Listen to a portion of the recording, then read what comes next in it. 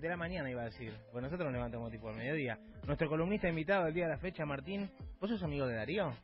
Conocido, sí, conocido. No sé si amigo, pero conocido. ¿Lo presento? Por favor. Hernán Nadal es director de comunicación y movilización pública Greenpeace Andino, no Guillermo Andino, de los Andes de ese, ¿no? De los Andes, sí, es Argentina, Chile y Colombia. Ok, ¿y tu trabajo es, básicamente? Estoy a cargo de diseñar la comunicación que sale en medios y que sale también en redes sociales, que para nosotros es un canal muy importante para esta región. Para el que no entiende este caso, como por ejemplo yo, no sé vos Martín, vos me decís Greenpeace y yo te digo Greenpeace, ¿qué se te viene a la cabeza? A mí se me viene a la cabeza una organización que ayuda a pingüinos en el sur que tienen petróleo pegado, por ejemplo. Bueno, yo justo vi la publicidad que hicieron el año pasado, así que debes haber estado bastante involucrado, que la dirigió un amigo que se llama Hernán Corera, protagonizada por Peter Lanzani. Ah, ¿la que se ahoga? Sí. Fuerte, boludo. Espectacular, sí. Sobre la deforestación. Claro, bueno, lo que pasa es que eso es fuerte porque lo que pasa en Argentina es muy fuerte también. Sí. En Argentina se están destruyendo bosques a mansalva, violando la ley de bosques, una ley ambiental muy importante que se consiguió en Argentina, y la gente que destruye bosques lo único que hace es a veces pagar una multa. No tiene Y lo hace. Y lo hace, a veces pagan, pero siguen destruyendo bosques ilegalmente. Entonces lo que nosotros estamos reclamando es que destruir bosques sea considerado un crimen, que es como en otros países vas en cana. Ok, pregunta bien de que no sé nada, ¿quién destruye esos bosques? Generalmente son empresarios argentinos que quieren plantar soja o poner ganado. Entonces compran tierra que es más barata porque está protegida por la ley y directamente la deforestan. Es de ellos esa tierra. Es de ellos, pero el uso de la tierra está regulado por la ley. Entonces vos comprás una tierra que es más barata porque sabés que esa tierra no se puede destruir. La ley te dice ese bosque tiene que ser conservado. Sí. Entonces la comprás muy barata y la destruís violando la ley. Y entonces, para plantar cosas. Para plantar soja generalmente. Entonces lo que hacen es pagar una multa y compensan con eso porque es muy irrisorio. Les conviene aún pagar la multa, es verdad, vos dejas el auto acá en la puerta, te cobran 200 pesos la multa, pero la cochera sale 500, entonces yo pago la multa y la concha su madre. Exactamente, pero ahí generalmente la pagás, porque después si no te van al registro, en este caso ni siquiera las pagan. Entonces, en muchos países del mundo, cuando vos destruís un bosque, no solamente vas preso, sino que además tenés que recomponer ese bosque, que tarda muchísimo tiempo. En Argentina no. Entonces lo que nosotros queremos es cambiar la regulación y las leyes para que cuando vos destruyas un bosque vayas preso. En el mundo tenés dos opciones, es esta que vos decís, pagar la multa o las empresas hacen lobby, por ejemplo en el Amazonas, por ejemplo el otro día hablaba con la autora de un libro sobre el Amazonas, que meten cuadrillas de terroristas pero bancados por las propias empresas, toman posesión del bosque, empiezan a sacar los diamantes, todas las cosas que hay, tipo todas las riquezas naturales, y después cuando se arma caos social, la propia empresa como dice, no, nosotros nos encargamos de limpiar la zona y terminan comprando y demás. Entonces, o hay complicidad con los políticos, o llegan a tener bancas políticas, o pagan multa. También hay complicidad política y demás en lugar de multa, pagar coima para poder hacer cosas y que se haga la vista gorda? Totalmente. En principio, lo que vos decís, hay lugares donde directamente arreglan con los gobiernos y le cambian la zona, algo que por la ley de bosques está prohibido, y lo hacen. Entonces vos compraste la zona sabiendo que es barata y arreglás con el gobierno local para que te la cambien y te digas, sí, ahora se puede destruir bosques. ¿Y por qué no puedo, si yo compro un terreno, ¿no? Sí. Que tiene un montón de árboles increíbles, que obviamente, porque es por una cuestión de que del oxígeno íntegramente? No, hay varias cosas. Una tiene que ver con la biodiversidad, vos estás destruyendo el hogar, por ejemplo, de los jaguares. En Argentina quedan 250 jaguaretés, nada más. Nada más que 250. 250 se estima más o menos, quizás pueden ser menos, porque son estimaciones. Y están destruyendo ese hogar, con lo cual va a desaparecer, están desapareciendo varias especies. Después está el aporte que hacen los bosques para, como vos decías, limitar lo que tiene que ver con el cambio climático, porque son protectores también de lo que nosotros, de la temperatura del planeta en todos lados. Pero ¿en qué influye, digamos, deforestar no sé, vamos a exagerar, una provincia entera de árboles? Bueno, ¿En qué influye? Generar más condiciones para el cambio climático cuando vos lo estás deforestando. ¿Qué es calor? ¿Qué frío? ¿Qué es lo que viene? Inundaciones. Primero los bosques funcionan como si fuera una esponja. Entonces cuando vos sacás el bosque, eso pasa a ser una cosa totalmente lisa que destruye el suelo, y eso termina en inundaciones como vimos en el norte del país y en muchos lugares. Bueno, de hecho se decía que cuando fue lo de La Plata, que se inundó toda la provincia, además de que porque no se hicieron las obras de infraestructura adecuadas durante años, porque por supuesto cuando se inunda algo que no se hicieron, es porque también hay tantas zonas plantadas, tipo tanto cultivo, que también no se frena el impacto de las inundaciones, ¿no es cierto? Sí, ahí también pasó el tema de los desarrollos inmobiliarios en una zona de humedales, ¿no?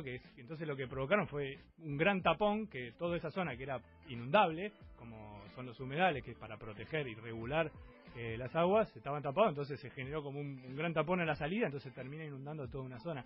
Es muy grave lo que pasa en Argentina, por eso esa publicidad que vos hacías referencia mostraba eso, una persona que se estaba ahogando, porque cuando hay menos bosques hay más inundaciones, y eso es lo que queremos transmitir, y la gente que se beneficia, generalmente no la conocés vos, o la conocés y no sabés que son grandes destructores de bosques. Entonces, por ejemplo, un caso, ¿no? También con lo que vos decías, una de las personas que está destruyendo bosques, está atacando a comunidades aborígenes y criollos, y fue denunciado, es el dueño de Manaos, de la gaseosa Manaos.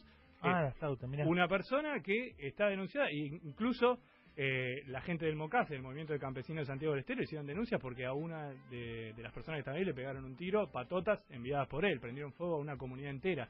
Entonces ahí vemos que hay una protección, como vos estabas diciendo, hacia esa gente, ¿no? Bueno, pero por suerte hacen una gaseosa espectacular y muy sabrosa. Pero lo que te digo es, fuera de lo natural, cuando vos comprás, ejemplo, ¿yo a quién le compro un terreno? Yo soy millonario, soy Benetton. Sí. Quiero un terreno de la puta madre en la Patagonia. Te compras a otros particulares. En algún caso. Y ahí viven 200 indios. Yo los quiero sacar. ¿Cómo lo saco? No se pueden desplazar la comunidad. Hay una protección. Pero compré el terreno, chicos. Pero lo mismo que compre mi edificio y yo como el de App. No, de acá no me voy, como el viejito de App. Y no se puede. Pero bro, si alguien me vendió un terreno... porque, digamos, depende de dónde vos... Obviamente no quiero matar a los indios. No, estamos poniéndonos en abogado del diablo para entender esas cosas.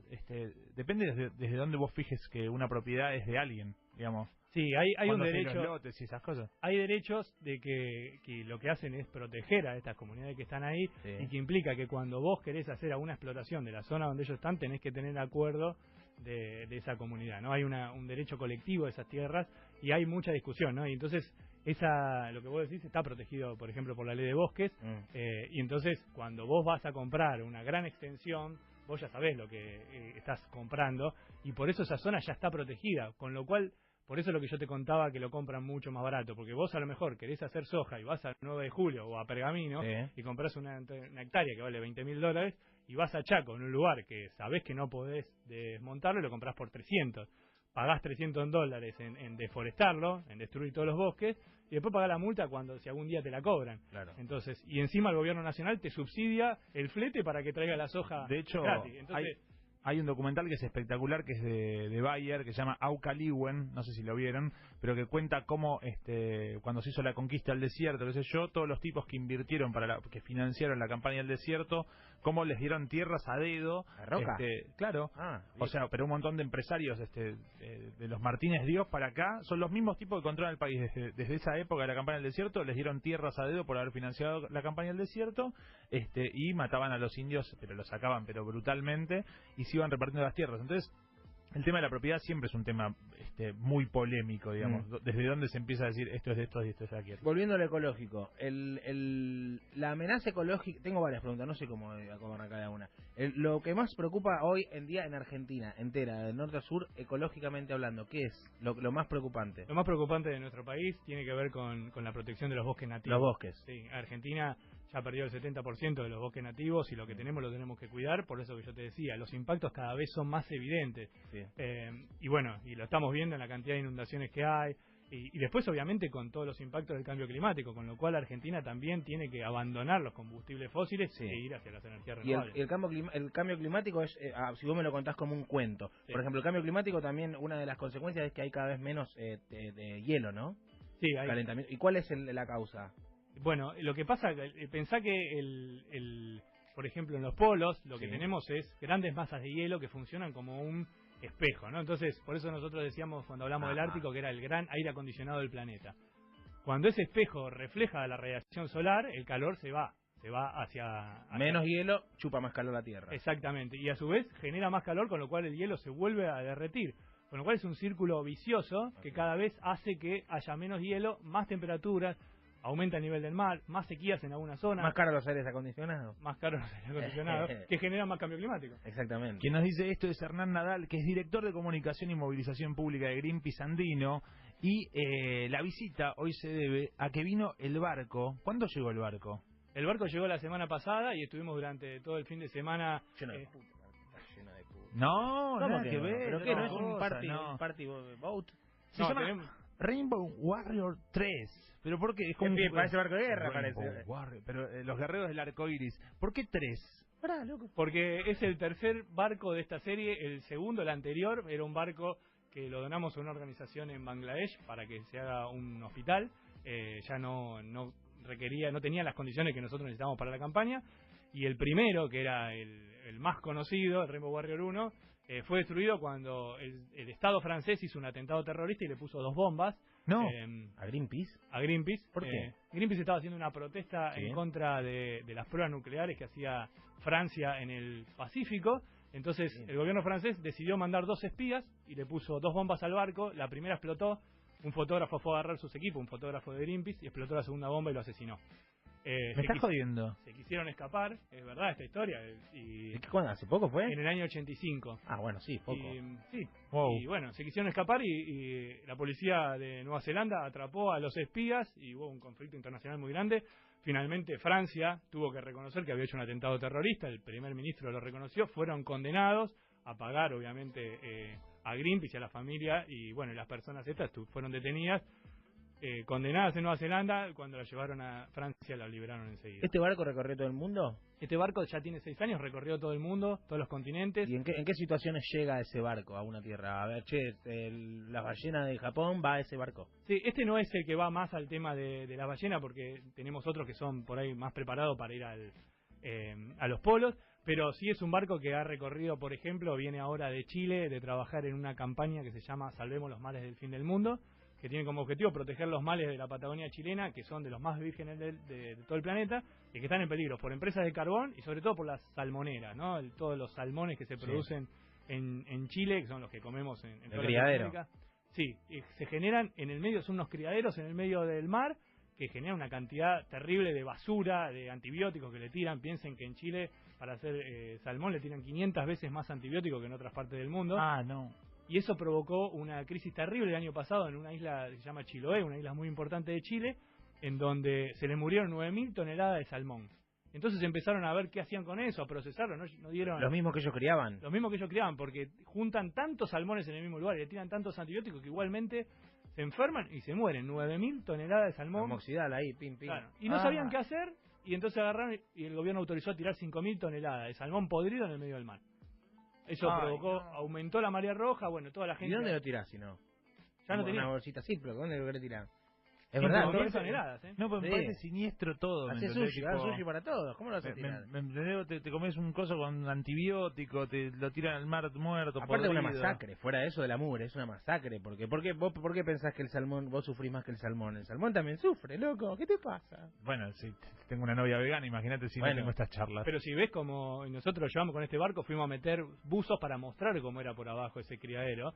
Y ahí vas a ver que también sufre el salmón, porque las condiciones de cría son asquerosas, ¿eh? Son unas grandes jaulas donde están millones de salmones, por eso también le tienen que dar todos esos antibióticos, que son lo que después nosotros terminamos comiendo. Se fuman el aliento. Comiendo como si fuera algo premium y de calidad, tipo, y lo pedís y te viene con unas papas rústicas y alcaparras y manteca negra, digamos. Es que la cantidad de peces que se tienen o sea, de pescado, que tienen que generar harina de pescado para tirarle esos salmones, podría comer muchísima más gente. Lo que pasa que la gente quiere comer ese salmón sin saber lo que está comiendo realmente, ¿no? Porque no te muestran. Esto ya lo charlamos con uno de nuestros primeros columnistas invitados, el primero creo que fue Christoph Kriwonis, que es una basura. Exactamente. Tengo una pregunta. ¿Este barco vino? ¿La gente va a poder ir a conocerlo? El Rainbow Warrior 3. Sí. Jueves, viernes. Un actor porno parece. Rainbow Warrior 3. Después le vamos a hacer un spot para invitar a la gente con esa voz, que estaría buenísimo. Jueves, viernes, sábado y domingo a partir de las 10 de la mañana. Está en Dársena Norte de Puerto Madero, al lado donde está la salida de Buquebús. Y entonces ahí pueden venir en forma gratuita. Hay un sushi club ahí que hace muy buen salmón. No, escuchame una cosa.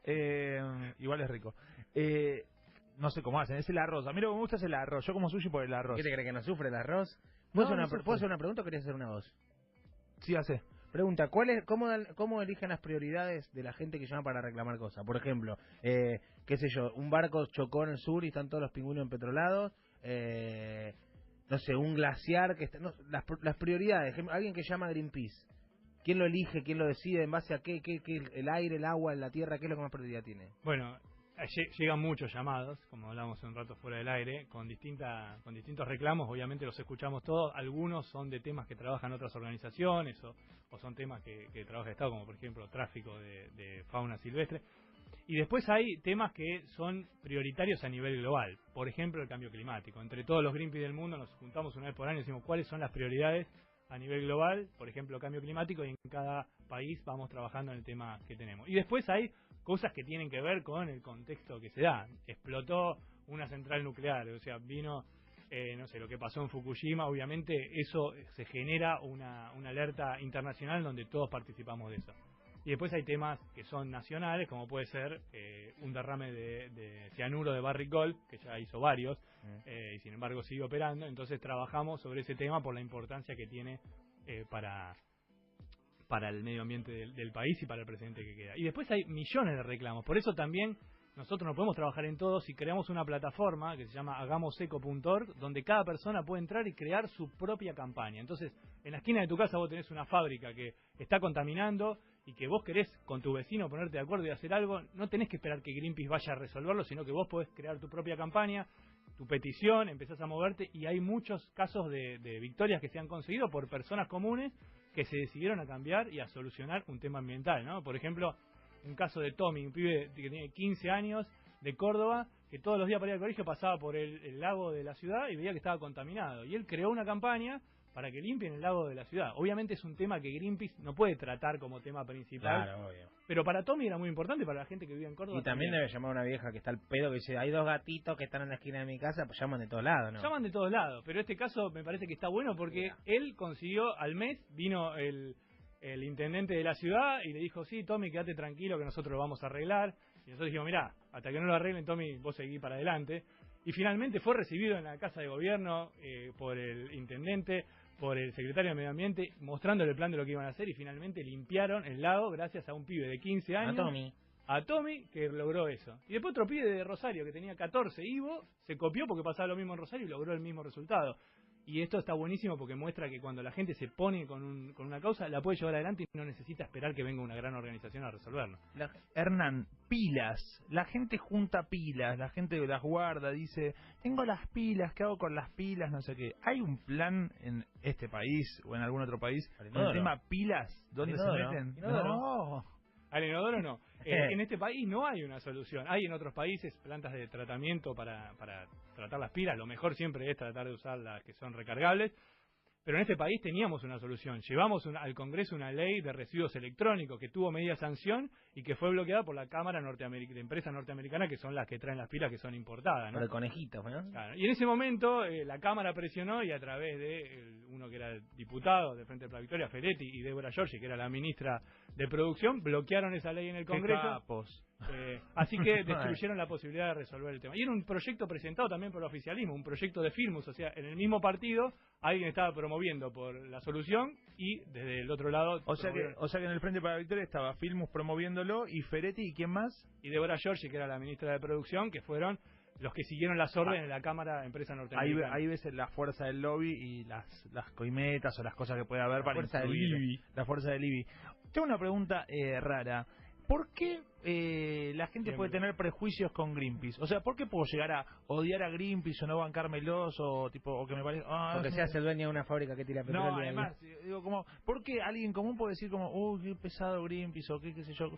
O sea, ¿con qué prejuicios te encontraste vos al momento de hacer la comunicación respecto de Greenpeace? ¿Qué prejuicios tiene la gente? Yo creo que tiene que ver con el desconocimiento y me parece que el prejuicio principal tiene que ver con sentir que la ecología es un tema que va solamente para la gente que tiene todas las necesidades resueltas, cuando en realidad las personas más afectadas por los temas ecológicos son los que tienen la mayor cantidad de otro tipo de problemas, ¿no? La gente que está afectada por la contaminación del riachuelo no es la gente que tiene todos los problemas resueltos, es la gente que tiene además problemas ambientales, sociales, de educación, de salud. Está bueno eso. Entonces me parece que parecía hace otro tiempo, hace décadas, que esto era como una preocupación para gente bien. cuando en realidad es todo lo contrario. Nosotros cuando vamos a ver el desmonte, lo que están sufriendo el desmonte son los criollos que viven en el medio del bosque. Está bien eso, porque uno piensa como que las preocupaciones sobre el medio ambiente y eso, tipo, no son urgentes, ¿no? Entonces son cosas que piensa un cheto, un burgués, que es algo que puede estar de moda. Bueno, Hernán tiene un cinturón de cocodrilo natural y tiene un tapado de bisón que es bueno, natural. Pero los cocodrilos nadie los quiere.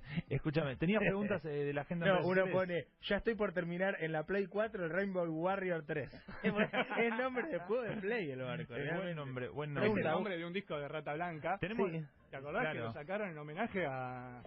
¿Rainbow Warrior? Claro, el primer disco de Guerreros del Arco Iris, si vos ves el video, tiene que ver con eso, es un homenaje a... Pregunta, la gente que trabaja en Greenpeace, ¿viste que es una organización sin fines de lucro? Sí. La gente que trabaja en Greenpeace, ¿cobra por laborar en Greenpeace? Sí, nosotros somos empleados. Ok. ¿Y de quién? Bueno, de 140.000 personas que en Argentina financian a Greenpeace. Los que donan siempre que estamos campañas. Los que donan a Greenpeace son los que financian todas las actividades de Greenpeace. Greenpeace es una organización que tiene una particularidad que a nosotros nos enorgullece mucho, y es que no tomamos donaciones ni de gobiernos, ni de empresas, ni de partidos políticos. Bien. No aceptamos. No aceptan. No aceptamos de ninguna empresa, La negra, ningún gobierno. La sucia, ¿no? Nada. Entonces, por eso podemos hacer campañas como las que tenemos contra las empresas más grandes del mundo. Fíjate, nosotros le ganamos una campaña a Shell en un proyecto que Shell había invertido $6.000 millones para destruir el Ártico. Y gracias a 7 millones de personas que reclamaron en todo el mundo, reciente fue eso. hace muy poco tiempo, Shell abandonó eso. Arana estaba metido en eso. Calu Rivero, ¿no? ¿Estaban en ello? Sí, bueno, acá Pergolini hizo una acción muy grande en contra de Shell acá en Buenos Aires. Y bueno, eso fue en todo el mundo, con lo cual podemos hacer eso. En un momento teníamos campañas ahí contra el gobierno nacional, contra el gobierno de la ciudad. Campaña, obviamente, cuando en el gobierno anterior, por el tema de minería, explicando cómo el gobierno anterior protegía a Barrick y cómo este gobierno también protege a Barrick. Este gobierno no solo lo protege, o sea, si el gobierno anterior lo protegía y que por eso se fue Bonazo y un montón de referentes del kirchnerismo, este no solo lo protege, sino que le quitó las retenciones sin pasar por el Congreso. Lo primero que hizo Macri cuando asumió fue darle un premio a una de las peores industrias que tiene nuestro país, que es la minería, y en el caso de Barrick no solamente por la inoperancia que tienen y la negligencia, ya tienen como 4 derrames que nos enteramos, sino que además siguen violando la ley de glaciares. Y también hubo unos documentos que se filtraron donde el gobierno está tratando de cambiar la regulación. Barry Cole es un cantante de blues de Minnesota, ¿no? Sí, exactamente. Hernán, para despedirte, me gustaría que nos digas... pero tenemos la última. Última, bien pochoclera. Vengo otro lunes, ¿no? Bien pochoclera, bien amarilla. ¿Hay algún famoso argentino que, no lo nombremos, que done mucha, o alguien grosso que vos digas, este no lo quiere, viste que la gente linda que no quiere que se cuente pero lo hace? Sí. ¿Hay algún grosso así conocido que esté con Greenpeace a full pero que no lo está la perdís por abajo? Nosotros no tenemos grandes personas que hayan donado mucha plata, tenemos muchos que donan poquito y esa es la fuerza que tiene Greenpeace. Sí tenemos el apoyo de, la verdad, muchísimos artistas en Argentina que además de ser socios y donar mensualmente también nos donan todo lo que ustedes ven. Ayudan con viralizar las cosas. Darín es una persona desde el principio. Sí, Darín, Natalia Oreiro, Mario Pergolini, todas personas, acá todos ustedes que nos han apoyado tantas veces y que hoy quizás no puede venir a conocer el barco a la noche. Y es toda gente que entrega eso, que tiene, ¿no?, que su imagen y su compromiso y que realmente está interesado en el tema y que viene siguiéndolo. Quien dice esto es nuestro columnista invitado del día de hoy, Hernán Nadal, director de Comunicación y Movilización Pública de Greenpeace Andino. ¿Dónde se puede visitar el barco? Reiteramos para la gente que quiera pasar a conocer el Rainbow Warrior 3. Me encanta lo dice. Jueves, viernes, sábado y domingo a partir de las 10 de la mañana durante todo el día en Dársena Norte de Puerto Madero, al lado de Buquebus. Muchísimas gracias, loco. Muy interesante la charla, ¿no es cierto? Quiero hacer 1000 preguntas más. Ahora en el corte las haces y las grabamos para las redes sociales. ¿Son buenos los pingüinos? No son buenos. Hay pingüinos buenos y pingüinos malos. Ay, no. Gracias, Hernán. Gracias a ustedes. Vamos a seguir escuchando un poco de música. Quédate en Últimos Cartuchos. En este caso, Franz Ferdinand. Lindo. Y un tema que se llama Take Me Out.